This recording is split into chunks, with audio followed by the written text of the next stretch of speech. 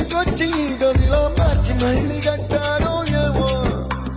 మాయజాలము తెలుసు మంత్రగారడి తెలుసు రెంటి కన్న ఇది ఇంకోటేమో నీలాకాశం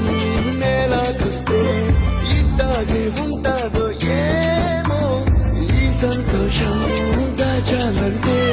హృదయాలు ఓ వంద కావాలేమో ఇంతందంగా ఉంటుందా ఈ లోకం ఇన్నాళ్ళు ఈ మనసుకి తెలియాలేదే పాపం